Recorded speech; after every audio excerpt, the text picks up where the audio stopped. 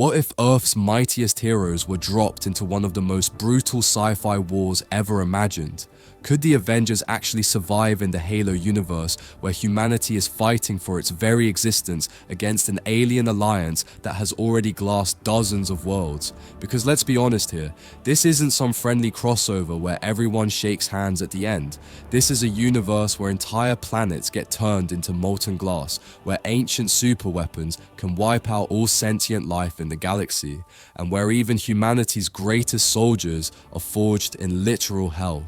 Today I'm breaking down each Avenger and ranking them in a survival tier list. We've got dominates, thrives, survives, struggles, and let's face it, probably gets turned into Covenant fuel. Remember, this is just my take on how things would go down, so don't get mad when your favorite hero gets plasma rifled by a Sangheili elite. But before we dive into the rankings, let me paint you a picture of just how insane the Halo universe really is.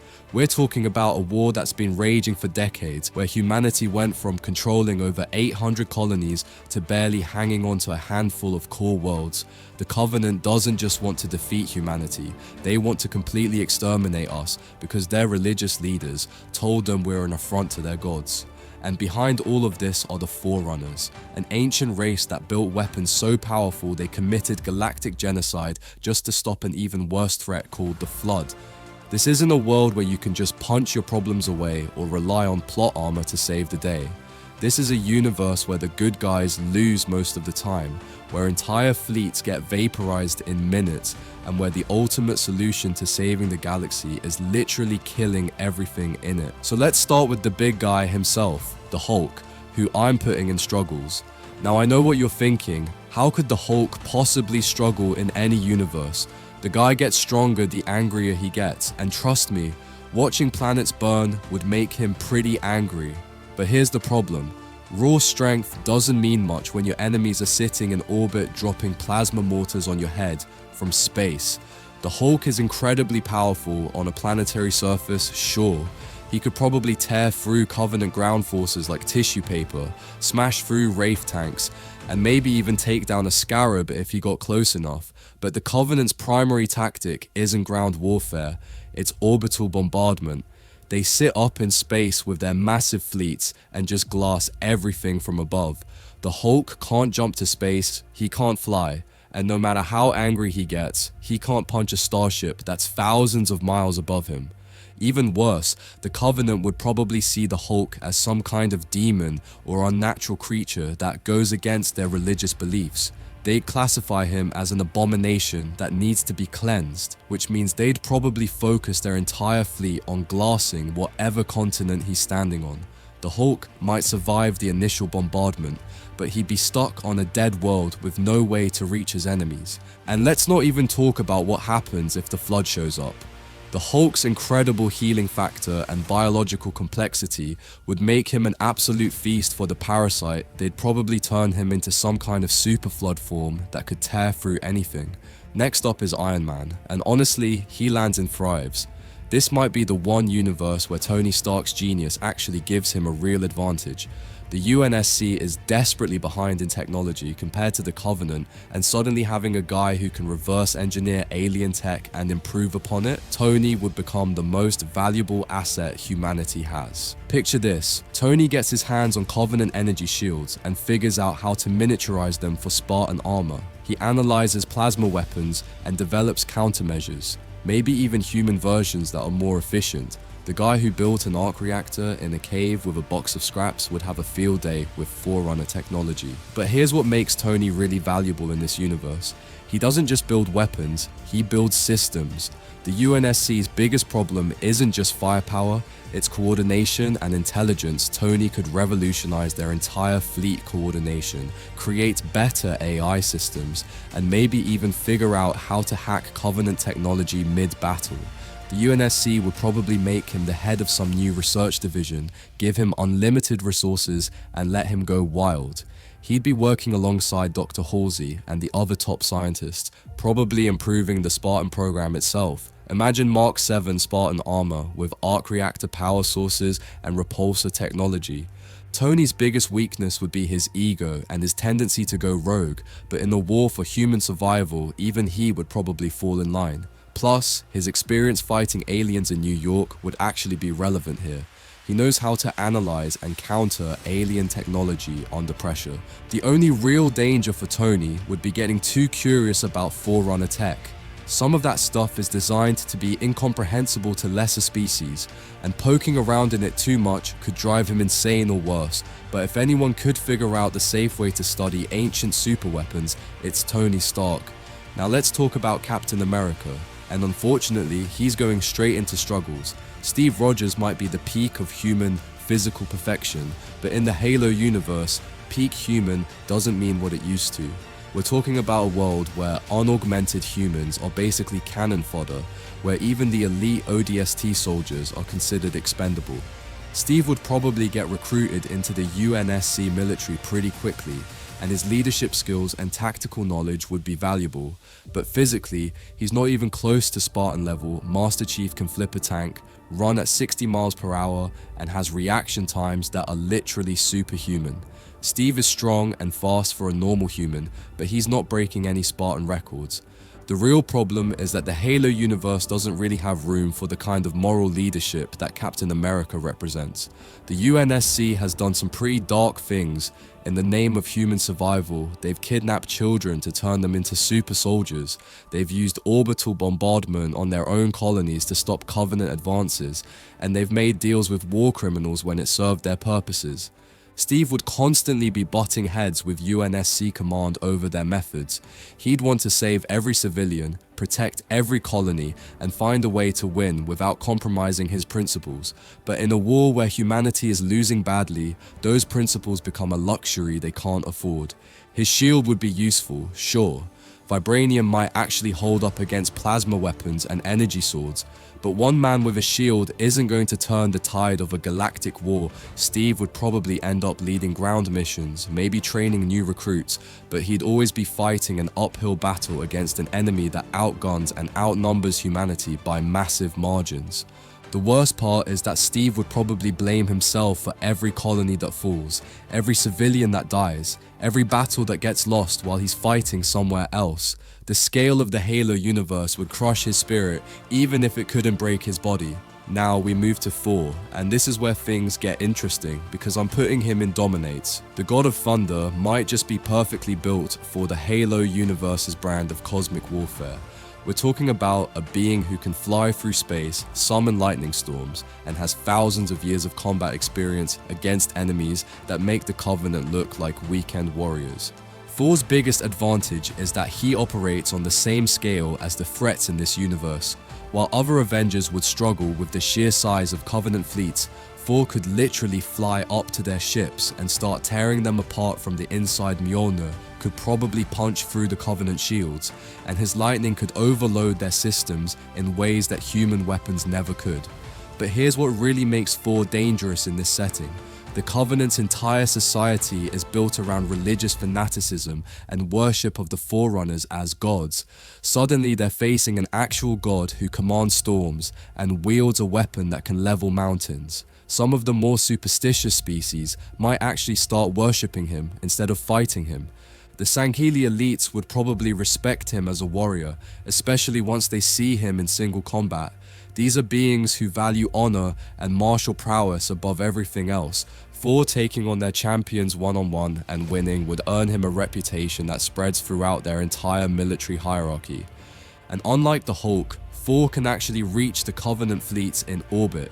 He could single-handedly assault their ships, tear through their fighter squadrons, and maybe even take down smaller capital ships. The UNSC would probably build their entire strategy around supporting Thor's assaults, using him as a living weapon of mass destruction. The only real threat to Thor would be Forerunner technology and the Flood. Ancient weapons designed to kill gods might actually pose a challenge, and the Flood's ability to corrupt and consume anything organic could be problematic, but even then, Thor's dealt with cosmic parasites and ancient evils before. Next up is Hawkeye, and sadly he's landing in struggles. Clint Barton is an incredible marksman and a solid tactical mind, but the Halo universe is not kind to people who rely on primitive projectile weapons. We're talking about a war where plasma rifles are standard infantry weapons and energy shields are common equipment. Clint would probably get assigned to some kind of special operations unit, maybe working alongside ODST teams on high-value targets. His skills would be useful for precision work, taking out Covenant commanders or sabotaging key installations, but he'd constantly be outgunned and outmatched by enemies with superior technology. The biggest problem is that Hawkeye's effectiveness drops dramatically as the scale of combat increases. He's great for taking out individual targets, but when you're facing waves of Covenant forces or massive vehicles like Scarabs, a bow and arrow just doesn't cut it. Even with explosive arrows or other trick ammunition, he's basically bringing medieval weapons to a space war. He might find some success working with Spartan teams as a spotter or intelligence gatherer. His experience with covert operations and his ability to remain hidden for long periods could be valuable for reconnaissance missions, but he'd always be the weak link in any major engagement. The UNSC would probably try to upgrade his equipment, give him some kind of advanced sniper rifle or energy weapon, but at that point, you're basically admitting that his signature weapon is useless. Clint would struggle with feeling obsolete in a universe where even the basic infantry carries weapons that would be considered science fiction on Earth. Black Widow gets a much better ranking in Survives. Natasha Romanoff's skill set is actually surprisingly relevant to the kind of war the UNSC is fighting. Her expertise in espionage, infiltration, and assassination could be incredibly valuable against the Covenant's more humanoid species. The Sangheili and Jirohani have complex social and military hierarchies that could be exploited through the right kind of covert operations. Natasha could potentially infiltrate Covenant forces, gather intelligence on their plans, and maybe even turn different species against each other.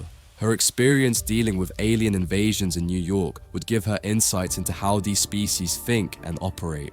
She'd probably get assigned to ONI, the UNSC's intelligence division, where her skills would be put to maximum use.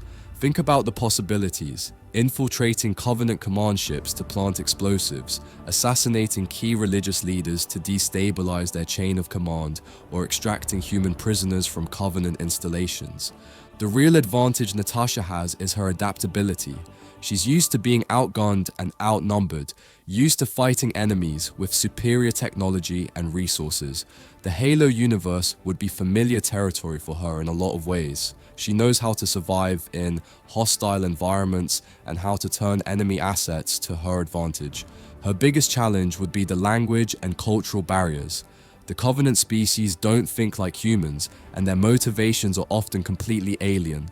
But Natasha's proven she can adapt to any situation, learn any skill, and become whatever she needs to be to complete her mission. Moving on to Ant-Man, and I'm putting Scott Lang in Survives as well, though for completely different reasons.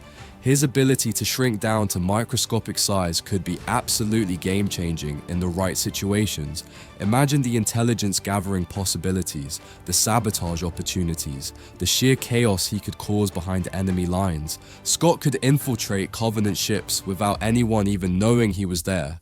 He could plant explosives in critical systems, steal important data, or even sabotage weapons during key battles. The Covenant has no countermeasures for threats they can't see or detect. But here's where it gets really interesting.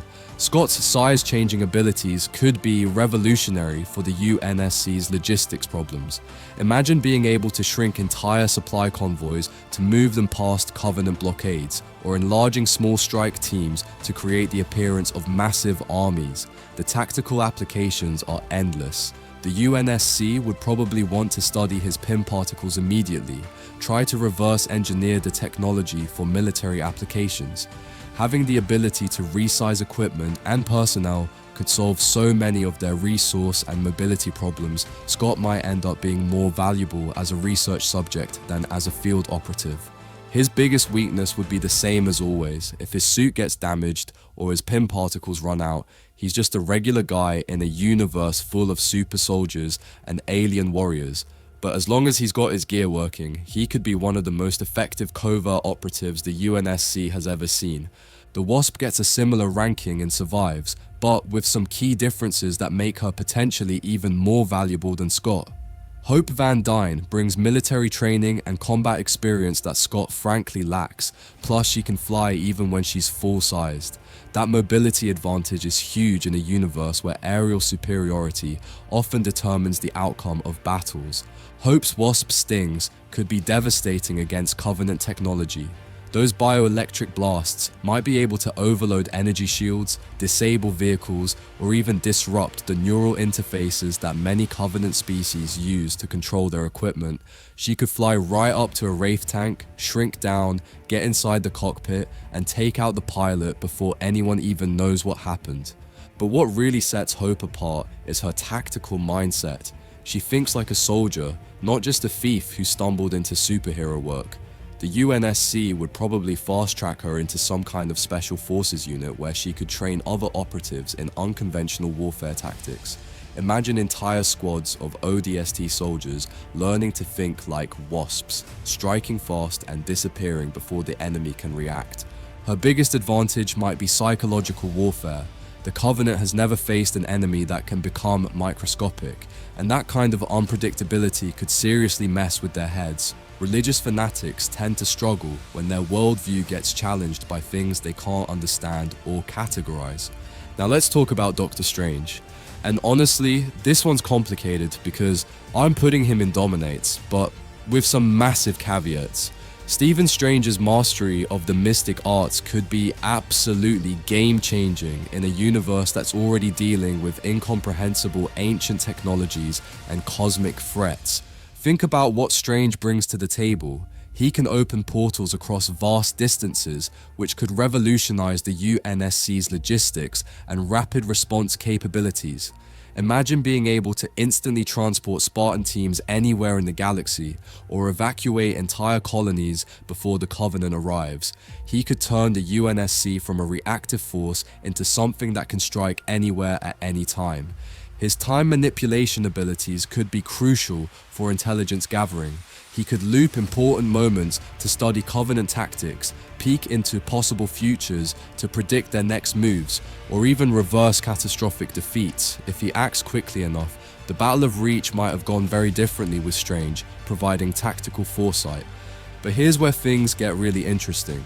The Halo universe is full of ancient mysteries and cosmic powers that even the Forerunners didn't fully understand. Strange's experience dealing with interdimensional threats and eldritch horrors makes him uniquely qualified to tackle some of the deeper mysteries in this universe. He might be the only one who could actually understand what the Flood really is, or figure out how to safely study Forerunner technology without going insane. The problem is that Strange's power level varies wildly depending on the writer and the situation. Sometimes he's a cosmic force who can reshape reality, other times he struggles against street-level threats. In the Halo universe, he'd need to be operating at near-peak capacity to really make a difference, and that's not always guaranteed. Plus, there's the question of how his magic would interact with Forerunner technology. Some of that stuff is designed to be incomprehensible to lower dimensional beings, and Strange poking around in it could have unpredictable consequences. He might accidentally wake something up that's been sleeping for 100,000 years. Scarlet Witch is another Dominates, and potentially an even scarier one than Strange. Wanda Maximoff's reality warping abilities could single-handedly turn the tide of the war, but they'd also make her the most dangerous person in the galaxy.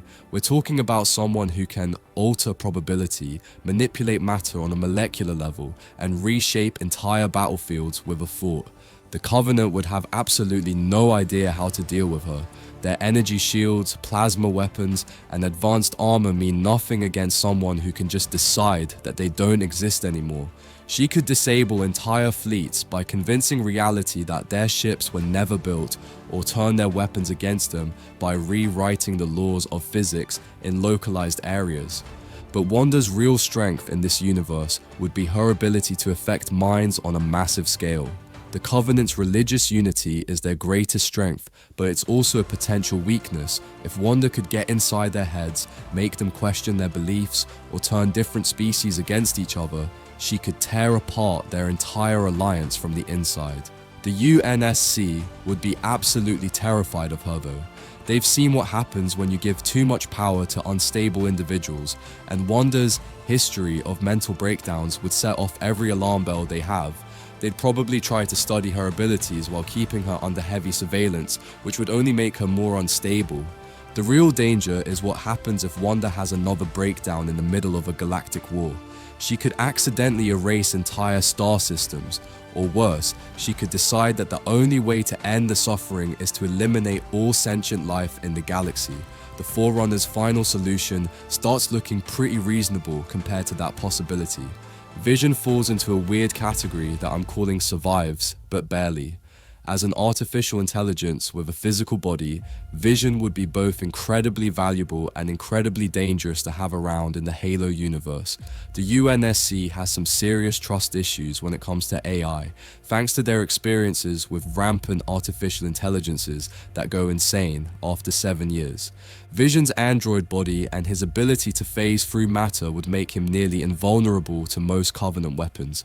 Plasma fire would pass right through him, energy swords couldn't cut him, and he could literally walk through their shields and armor to attack from the inside. He'd be the perfect infiltrator and saboteur. His analytical capabilities would be invaluable for understanding Covenant technology and tactics. Vision could process vast amounts of data in seconds, identify patterns that human analysts would miss, and provide tactical recommendations based on complete battlefield awareness. He'd be like having a tactical AI with the ability to actually fight on the front lines. But here's the problem. The UNSC's AI protocols would classify Vision as a potential rampancy risk, especially since he's already shown signs of developing emotions and personal attachments. They'd probably want to study him, dissect him, or at minimum install some kind of kill switch to prevent him from going rogue. So there you have it. From gods who could reshape the battlefield to regular humans who'd struggle to survive their first encounter with a grunt. The Halo universe doesn't mess around, and even Earth's mightiest heroes would find themselves facing challenges that make Thanos look like a warm-up act. Thor might dominate the skies, while Iron Man revolutionizes human technology. But others would discover that being a hero on Earth means absolutely nothing when entire planets are getting glassed from orbit. What do you think though? Did I get it right? Or would your favorite Avenger fare better against the Covenant than I predicted? Let me know in the comments, and don't forget to check out my breakdown of how the X-Men would handle the Mass Effect universe.